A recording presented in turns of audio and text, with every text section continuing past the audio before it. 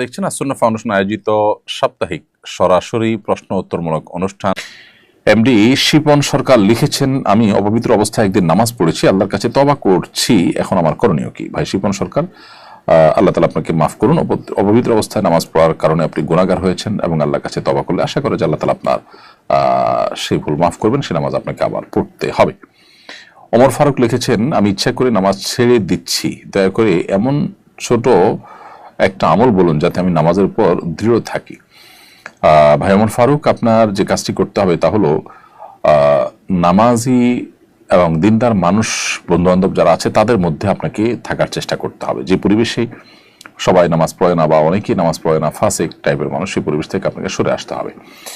আর শয়তানের যে ফাঁদগুলো আছে সেগুলো থেকে আপনাকে সরতে হবে। শয়তান সম্পর্কে আল্লাহ পুরো কোরআনে আমাদেরকে সতর্ক করেছেন। আমাদের মনোজগতে প্রভাব সৃষ্টি করবার সক্ষমতা তার রয়েছে। তো শয়তান এর যে ক্রিয়াকর্ম বা ফাঁদগুলো আছে সেগুলোতে আমরা যদি পা বাড়াই, জেনা, ব্যভিচার, হারাম সম্পর্ক, এগুলোতে যদি মানুষ চলে যায় তাহলে সেক্ষেত্রে মানুষের মধ্যে এ ধরনের মানসিকতা চলে আসতে পারে। আবার অনেক সময় হারাম উপার্জন, বদনজর, চোখের গুণা, এগুলো মানুষের মধ্যে এ ধরনের অনীহা এবং অদ্যবধি তৈরি করে। বিধায় ঠিক কোন সমস্যা আপনার মধ্যে আছে সেটাকে নিরূপণ করে আপনি সেটা দূর করার চেষ্টা করবেন। সাফাত হোসেন আপনি লিখেছেন, যদি কেউ না জেনে ইদ্যত পালন না করে তাহলে পরবর্তীতে কিভাবে সংশোধন করবে? কেউ যদি ইদ্যত পালন না করেন না জেনে এবং সময় পার হয়ে যায় তাহলে তিনি আল্লাহর কাছে ইস্তেগফার করবেন, তওবা করবেন। 4 মাস 10 দিন স্বামীর মৃত্যুর পর ইদ্যত পালন করা উচিত, এটা আবশ্যক মা বোনদের জন্য। এরপর প্রশ্ন হলো, কোন অবস্থায় মিথ্যা বলা ইসলামে গ্রহণযোগ্য হতে পারে? যদি দুজন ব্যক্তির মধ্যে বিবাদ এবং মীমাংসাকে মাথায় রেখে আপনার মিথ্যা বলতে হয় তাহলে সেক্ষেত্রে সেটার জন্য আপনি মিথ্যা বললে সেটা জায়েজ। এবং এছাড়া স্বামী স্ত্রীর মধ্যে পরস্পর প্রশংসাসূচক যে অসত্য কথা বাড়িয়ে বলা সেটাও কিন্তু জায়েজ রয়েছে। আর একান্ত নিরুপায় হয়ে যদি আপনি কথা ঘুরিয়ে বলেন, মিথ্যা বলেন, সেটাও আপনার জন্য নিরুপায় হিসাবে জীবন বাঁচাবার জন্য প্রয়োজন হলে কখনো সেটা আপনার জন্য জায়েজ রয়েছে। কিন্তু সেক্ষেত্রেও আপনি যে সত্য বলেন সরাসরি, সেটা হবে অধিকতর উত্তম এবং সওয়াবের কাজ। সম্প্রতি 11 বছরের এক মেয়ে বয়ফ্রেন্ডের সঙ্গে পলায়ন করেছে। এ ধরনের ঘটনার পুনরাবৃত্তি রোধে অভিভাবক হিসেবে আমাদের করণীয় কি? প্রিয় দর্শক, আমি বিনয়ের সাথে আপনার সাথে একটু ভিন্ন পোষণ করছি। এই যে আপনি যে শব্দটি ব্যবহার করেছেন, মেয়েকে বলেছেন সে তার বয়ফ্রেন্ডের সাথে পালিয়ে গেছে, এই শব্দটির ব্যবহার এবং এই জাতীয় শব্দ যেগুলো আছে, যেমন অমুকের গার্লফ্রেন্ডের সাথে সে চলে গেছে, এগুলোর ব্যবহারটা আসলে এ ধরনের কাজগুলোকে এক ধরনের সহজীকরণ করা হয়, অর্থাৎ এগুলোকে স্বাভাবিকরণ করা হয়। অথচ ব্যাপারটা এরকম যে একটা মেয়ে একটা ছেলের সাথে জেনার সম্পর্কে জড়িয়েছে, অর্থাৎ এটা একটা অপরাধ এবং পাপ সে করেছে। সেইভাবে না বলে আমরা এমনভাবে বলি যে এটাকে আসলে একরকম স্বাভাবিক করা হয়। আমাদের নিজের অজান্তে হয়তো এগুলো হয়, তো এগুলো আমাদের বর্জন করা উচিত। আর এ ধরনের ঘটনা বন্ধ করতে হলে অভিভাবকদের মধ্যে দ্বীনি চেতনা নিজেদের মধ্যে থাকতে হবে, সন্তানদের মধ্যে দ্বীনি চেতনা জাগাবার মানসিকতা থাকতে হবে। তাদেরকে যে প্রতিষ্ঠানে দিবেন, যে শিক্ষা ব্যবস্থায় তাদেরকে শিক্ষিত করবেন, সেটা তাদেরকে আসলে সমস্ত মোরাল দিকগুলোর ব্যাপারে যত্নশীল হয় কিনা। যদি না হয় তাহলে গাছ যা লাগাবেন ফল তাই পাবেন, সেটাই সাধারণ। টুপিতে যদি কাবা শরীফের ডিজাইন থাকে তাহলে ওই টুপি দিয়ে নামাজ পড়লে কোনো সমস্যা হবে কিনা? না, কোনো সমস্যা হবে না, নামাজ হয়ে যাবে। এমডি শরীফ উদ্দিন আপনি লিখেছেন, ইউরোপে ফুড ডেলিভারির জব হালাল কিনা? ইউরোপে ফুড ডেলিভারির জব যদি আপনি করেন সেটা হালাল হতে পারে যদি হালাল ফুড হয়, কিন্তু আমি জানি সেখানে হালাল ফুডের চাইতে হারামের পরিমাণ বেশি থাকে। প্রত্যেকটা ফুড আইটেমের সাথে বা প্রত্যেকটা ফুড ডেলিভারিতেই আপনার মাদকের ডেলিভারির ব্যাপারটা চলে আসে। শুকর সহ অন্যান্য হারাম তো থাকেই। তো যেটা হারাম সেটা খাদ্য গ্রহণ করা বা পান করা যেরকম হারাম, সেটার জন্য আপনি ডেলিভারি ম্যান হিসাবে সহযোগিতা যে করলেন সেটাও কিন্তু হারাম হিসাবেই গণ্য হবে। এরপরে প্রশ্ন হলো, মার্কেট থেকে কিনে আনা নতুন জামা কাপড় না ধুয়ে নামাজ পড়া যাবে কিনা? উত্তর হলো, মার্কেট থেকে কিনে আনলে সেই নতুন কাপড় চোপড় ধোয়া জরুরি না, সেটা আপনি না ধুয়ে নামাজ পড়তে পারেন। হ্যাঁ, আপনি যদি অ্যালার্জি বা অন্যান্য সমস্যা স্বাস্থ্যগত কারণে ধোয়াটা প্রয়োজন মনে করেন, সেটা ভিন্ন বিষয়। শরীর দৃষ্টিকোণ থেকে এটা ধোয়া কোনো আবশ্যক নয়, কারণ হলো সেখানে কোনো নাপাক আপাত দৃষ্টিতে লেগে নাই, অতএব সেটা নাপাক আছে কিনা আমি জানি না, এরকম মনে করে সেটাকে ধোয়াকে আবশ্যক মনে করার কোনো প্রয়োজন নেই। ইসলামে কি বিয়ে ফরজ? আমি কি সন্ন্যাসী জীবনযাপন করতে পারি? ইসলামে বিয়ে সবসময় ফরজ নয়, তবে যে ব্যক্তি বিয়ে না করলে পাপাচার লিপ্ত হয়ে যেতে পারে, তার চরিত্র নষ্ট হতে পারে, অথচ তার বিবাহ করবার শক্তি সামর্থ্য আছে, তার জন্য বিয়ে করা ফরজ। আর সন্ন্যাসী জীবনযাপন করবার কোনো সুযোগ নেই ইসলামে। হ্যাঁ, আপনি যদি বিয়ে না করে থাকতে চান, অন্য সব ঠিক আছে, পারিবারিক যে বন্ধনগুলো সবই ঠিক আছে, জাস্ট আপনি বিয়েটা করছেন না, তো এটা জায়েজ আছে যদি আপনার চরিত্রকে আপনি হেফাজত করতে পারেন। কিন্তু বিয়ে করে যদি আপনি সমাজে অন্যান্য কাজের সাথে তাল মিলিয়ে আপনি ভালো মানুষ হিসাবে টিকে থাকতে পারেন, সেটা হবে সবচেয়ে উত্তম। কারণ নবী সাল্লাল্লাহু আলাইহি ওয়াসাল্লাম সব বেশিরভাগ নবী রাসূলগুলো বিবাহ শাদী করেই তারা নবী রাসূলের দায়িত্ব পালন করেছেন। বন্ধুদের সাথে মজা করে কি মিথ্যা কিছু বলা যায়? মিথ্যা সবসময় না জায়েজ, হারাম, জঘন্য অপরাধ, কবিরা গুনাহ। বন্ধুদের সাথে যদি রসিকতা করে আপনি মিথ্যা কথা বলেন, তারপর সেটা কবিরা গুনাহ। নবী সাল্লাল্লাহু আলাইহি ওয়াসাল্লাম বলেছেন, আল্লাহ রাব্বুল আলামিন ওই ব্যক্তির জন্য জান্নাতের অভ্যন্তরে একটি প্রাসাদ নির্মাণ করবেন, যে ব্যক্তি মিথ্যা কথা বলে না, যদি সেটা ঠাট্টার ছলে হোক, মজা করে হোক। বিধায় মজা করেও মিথ্যা কথা বর্জন করা, এটা ইমানদারের জন্য খুবই গুরুত্বপূর্ণ একটি আমল, এবং এই আমলটা আমাদের করতে হবে যদি আমরা জান্নাতি হতে চাই, আল্লাহর নিয়ামত যদি পেতে চাই। বিভিন্ন কম্পিটিশন আয়োজনের ক্ষেত্রে দেখা যায় কম্পিটিটরদের কাছ থেকে এন্ট্রি ফি নেওয়া হয়। এই ফি আয়োজনের বিভিন্ন খাতে, বিশেষ করে পুরস্কারের ক্ষেত্রে ব্যবহারের বিধান কি? দেখুন, বিভিন্ন কম্পিটিশনে কম্পিটিটরদের কাছ থেকে যে এন্ট্রি ফি নেওয়া হয়, এই এন্ট্রি ফিটা এটা কি কাজে, এটার কি আদৌ কোনো প্রয়োজন আছে কিনা, এটার যৌক্তিকতা কতটুকু, ভর্তির ফি হিসাবে শিক্ষার্থী যেরকম দেয় সেই টাইপের যদি হয়, অথবা পরীক্ষার খরচ যাবত যে পরীক্ষার ফি নেওয়া হয় সে টাইপের যদি হয়, তাহলে এটা জায়েজ। কিন্তু মূলত তাদেরকে যে পুরস্কারটা দেওয়া হবে, এইখান থেকেই মূলত সেটা দেওয়া হবে, এই টাইপের যদি হয় তাহলে সেটা জুয়ার মধ্যে পড়বে। এরপরে জান্নাতুল আপনি রেখেছেন, আমার ভাই নটরডেম কলেজে পড়াশোনা করছে, সেখানে ক্রস চিহ্ন আছে এবং ইউনিফর্ম ও ব্যাগ ব্যবহার করতে হয়। ইউনিফর্মের ক্রস নষ্ট করা হলেও ব্যাগেরটি করা হয়নি। ব্যাগটি ব্যবহার করে আমার ভাই কি কুফরি করছেন? না, এটি ব্যবহার ফলে তিনি কুফরি করছেন ডাইরেক্ট এটা বলা যাবে না, তবে তার দ্বীনি গায়রত, ইমানি গায়রতের দিক থেকে যে কোরআনের বর্ণনা অনুযায়ী আল্লাহ তাআলা ঈসা আলাইহিস সালামকে জীবিত তুলে নিয়েছেন, তিনি নিহত হননি। এই ক্রুশ চিহ্ন এটা ধারণ করে খ্রিস্টানরা আমাদের এই চিন্তার পরিপন্থী চিন্তা বা বিশ্বাস ধারণ করে, লালন করে।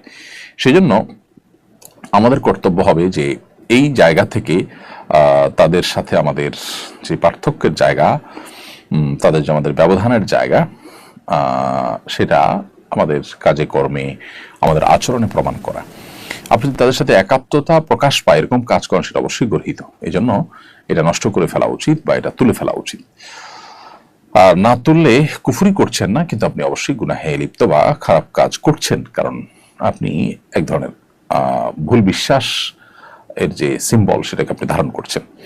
রাফিন আপনি লিখেছেন, হিন্দুর উপর জুলুম করলে বা তার হক নষ্ট করে ফেললে কি করব, কিভাবে এর থেকে মুক্তি পাওয়া যাবে, কি করলে আল্লাহ পরকালে আমাকে জালেমের কাতার দাঁড় করাবেন না? যদি আর্থিক কোনো হক নষ্ট করে থাকেন, তাহলে তাকে বা তার পরিবারকে, তার ওয়ারিসদেরকে সেটা ফেরত দিবেন। আর যদি সেটা না হয়ে অন্য কোনোভাবে তাকে কষ্ট দেন, জুলুম করে থাকেন, তাহলে এটা কঠিন। জীবদ্দশা থাকলে তার কাছ থেকে মাফ আদায় করে নিতে পারেন। যদি সেটা না করতে পারেন, তাহলে তবায় নাসুহা, খাঁটি তওবা এবং নেকামল বাড়িয়ে করা এবং দান সাদকা ইত্যাদির মধ্য দিয়ে এ ধরনের অপরাধের দায় থেকে মুক্ত থাকার জন্য আল্লাহ তাআলার কাছে আপনি দোয়া করবেন। এছাড়া আপাত দৃষ্টিকোণ থেকে নিশ্চিত তার কাছ থেকে দায় মুক্তির কোনো উপায় কিন্তু খোলা থাকে না, খুবই ডেঞ্জারাস বিষয়। মোহাইমিনুল আপনি এআইডি থেকে লিখেছেন, একসময় হিন্দু মেয়ের সাথে অবৈধ সম্পর্কে ছিলাম, তারপর বুঝতে পেরেছি আমি গুনাহের মধ্যে আছি, তাই মেয়েটির সাথে আর যোগাযোগ রাখিনি। হয়তো সে কষ্ট পেয়েছে, এখন কি আমাকে সেই মেয়ের কাছে ক্ষমা চেয়ে নিতে হবে?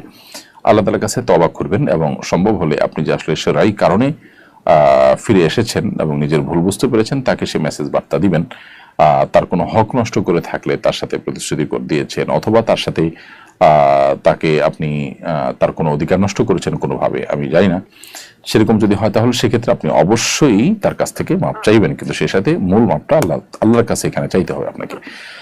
মাহমুদ হাসান মারুফ আপনি লিখেছেন, ব্যবসার ক্ষেত্রে মজুদকৃত পণ্য হতে কিছু অংশ অথবা সম্পূর্ণ অংশ বিক্রি না করে কিছুদিন পরে মূল্যবৃদ্ধি পেলে অধিক লাভে বিক্রি করার জন্য রেখে দেওয়া জায়েজ আছে কিনা? যদি এতে বাজারে কোনো ক্রাইসিস সৃষ্টি না হয়, ক্রাইসিস সৃষ্টি করার উদ্দেশ্য না হয়, তাহলে এটা জায়েজ আছে। তাহমিনা এই আইডি থেকে আপনি লিখেছেন, আমার জোড়া ব্রু জন্য বাজে লাগে, এই জন্য আমি যদি জোড়া ব্রু জায়গাটুকুতে ব্রু উঠাই তাহলে কি কিছু হবে? পুরো শরীরের লোম উঠানো যাবে? ব্যাপারটা এরকম যে আপনি এটা শারীরিক একটা ত্রুটি মনে করছেন, তাহলে পার্ট অফ ট্রিটমেন্ট হিসাবে যেটা করেন সেটা আপনি করতে পারেন। এরপরে রায়হানুর রাসেল আরাফাত লিখেছেন, ইত্যাদিতে কাপড়ের ব্যবসা শুরু করতে চাই, কিছু কাপড় পরলে নারীদের পর্দা ঠিকভাবে হয় না, এগুলো বিক্রি করলে কি আমার উপার্জন হালাল হবে? আপনার পরামর্শ চাই। অমুসলিমরা যাদের জন্য ইসলাম শরিয়া প্রযোজ্য নয়, তারা যদি এই ধরনের পোশাক কিনে তো সেক্ষেত্রে জায়েজ, কিন্তু আসলে এই ধরনের পোশাক আশাক পরে সমাজে বিপদ দিকে যে সয়লাভ করা হবে সেটার কারণে ইমানদাররা ফিতনায় পতিত হবে, মানুষের গুনাহের দ্বার উন্মুক্ত হবে। এইসব দিক বিবেচনা এটা আপনার অ্যাভয়েড করা উচিত। আর যদি এমন হয় যে বাসায় পড়তে পারে, বাসা বাইরে পড়তে পারে, এটা যে আসলে বাইরেই পড়বে এমন কোনো নিশ্চয়তা নাই, তাহলে সেক্ষেত্রে এটা বিক্রি করতে পারেন। এখন আপনি যেখানে কথা বলছেন এই সমস্ত দেশে সাধারণত এ ধরনের স্বল্প বসনা নারীরা তারা এ ধরনের পোশাক পরে বাইরে র্যান্ডমলি চলাফেরা করে, যেটা তাদের নিজের পর্দার বিধান শুধু উল্লঙ্ঘনই হয় তা না, তারা অমুসলিম, তার জন্য হয়তো পর্দার বিধান প্রযোজ্য নয়, কিন্তু অন্য যে মানুষগুলো আছে, মুসলমানরা যারা আছে, পুরুষরা যারা আছে, তাদের ফিতনায় পতিত হওয়ার কারণ হয়। সেই জায়গা থেকে এটা আপনার অ্যাভয়েড করে অন্য কোনো ব্যবসার চিন্তা আপনার করা উচিত। আইনুল হক আপনি লিখেছেন, আমার বাবা বাসায় অজু করে জুমার নামাজ পড়তে যাবার সময় মসজিদের কাছাকাছি যাবার পর একটি মোটরসাইকেল এসে ওনাকে লাগিয়ে দেয়, হাসপাতালে নেওয়ার পর তিনি মারা যান, বাবা শহীদের মর্যাদা পাবেন কিনা? আমার বাবার জন্য দোয়া করবেন। ভাই আইনুল হক, আপনার বাবার জন্য অবশ্যই মনে প্রাণে দোয়া করি, আল্লাহ আপনার বাবাকে পরিপূর্ণ শাহাদাতের মর্যাদা দান করুন। আর হ্যাঁ, তিনি অবশ্যই শাহাদাতের মর্যাদা পাবেন, কারণ নবী সাল্লাল্লাহু আলাইহি ওয়াসাল্লাম 5 শ্রেণী মানুষকে যে শাহাদাতের মর্যাদা পাবেন বলেছেন, তাদের মধ্যে থেকে এক শ্রেণীর মানুষ হলেন যিনি কোনো কিছুর নিচে দেয়াল চাপা ইত্যাদিতে মারা গেছেন। তো এখানে বাইক চাপা বা বাইকের নিচে পড়ে বা আঘাত খেয়ে তিনি মারা গেছেন, এই আকস্মিক মৃত্যু আশা করা যায় তাকে শাহাদাতের মর্যাদা এনে দিবে। নাইমুল ইসলাম লিখেছেন, আমি কুয়েতের একটি প্রত্যন্ত অঞ্চলে থাকি যেখানে আশপাশে 30 কিলোমিটার মধ্যে কোনো মসজিদ নাই, আমি কি শুক্রবার জুমার নিয়ত করব নাকি 4 রাকাত জোহরের নামাজ পড়বো? আমি ঠিক জানি না আপনি কোন জায়গায় আছেন, মরুভূমি, আশপাশে কোথাও কোনো সমাবেশ নাই, এরকম যদি হয় এবং সেখানে কোনো অফিসিয়াল কোনো ফরম্যাট নাই, কিচ্ছু নাই, তাহলে আপনি জোহর পড়বেন সেখানে।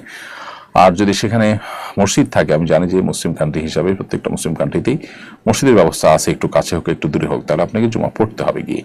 সুমাইয়া আক্তার ইভা লিখেছেন, আমার বিয়ের মহানা হিসাবে গহনা দেওয়া হয়েছিল, কিন্তু বিয়ের পর আমার শাশুড়ি সেই গহনা নিয়ে গেছেন, তিনি তার কাছে রাখতে চান, কিন্তু আমি চাইলেও দেন না, এখন আমার কি করা উচিত? এগুলো আপনার হক, আপনার শাশুড়ি যে আটকিয়ে রেখেছেন এটা তিনি অপরাধ করছেন এবং গুনাহগার হচ্ছেন, আপনি এটা তার কাছ থেকে উদ্ধার করলে সেটি আপনার অধিকার, জায়েজ রয়েছে আপনার জন্য। এরপরে বিদ্রোহী তরুণ আইডি থেকে আপনি লিখেছেন, বাসায় পালা বেড়ের বাচ্চা যেন বাচ্চা না হয় সেজন্য অপারেশন করে নিয়েছি, এটা নিয়ে ইসলাম কি বলে? বাসায় পালা বিড়ালের বাচ্চা না হয় যেন সেজন্য যদি আপনি অপারেশন করেন এবং বন্ধ করেন, এটা জায়েজ আছে। মানুষের ক্ষেত্রে যেটা না জায়েজ, পশু পাখির ক্ষেত্রে সেটা সেভাবে প্রযোজ্য নয়। রাবিয়া আখি আপনি লিখেছেন, আমার মাসিকের 7-8 দিন আগে থেকে অল্প পরিমাণে কিছু রক্ত যায়, সে অবস্থায় কি আমি নামাজ রোজা আদায় করতে পারবো? মাসিকের যে নির্দিষ্ট সময় আছে তার আগে পরে যদি এরকম দেখা যায়, যেটা আপনার মাসিকের যে ফিক্সড ডেট আছে তার আগে পরে হয়, তাহলে সেটা অসুস্থ হিসাবে বিবেচ্য হবে, ওই হিসাবে আপনি নামাজ পড়বেন ঠিক মতো, ওইটাকে মাসিক হিসাবে ধরবেন না, ওটা অসুস্থ হিসাবে বিবেচিত হবে। মোহনা খাতুন লিখেছেন, সন্তানের নামে কোনো ধরনের কসম করা যাবে কিনা বা প্রমিস করা যাবে কিনা? না, কসম করলে সেটা আল্লাহর নামেই শুধু হতে হবে। নবী সাল্লাল্লাহু আলাইহি ওয়াসাল্লাম বলেছেন, মান আরাদা আন ইয়াহলিফা ফালইয়াহলিফ বিল্লাহি আও লিয়াসমুত, কেউ শপথ করলে সে শুধু আল্লাহর নামে শপথ করবে, আর না হলে চুপ থাকবে। এই জন্য সন্তানের নামে, সন্তানের মাথা ছুঁয়ে ইত্যাদি শপথ করা যাবে না। এনটি উদ্দিন লিখেছেন, আমার পিতা জীবিত অবস্থায় আমার মায়ের নামে জমি কিনে বাড়ি করে দিয়েছেন, বর্তমানে মাতা উক্ত সম্পদটি সন্তানদের মাঝে বন্টন করে দিতে চান, শরীয়ত আলোকে কিভাবে বন্টন করতে হবে? যদি সন্তানদের মুখে জীবদ্দশা দিতে চান সেটা উপহার হিসাবে বিবেচিত হবে, উপহার হলে সমান হারে দিয়ে দিবেন।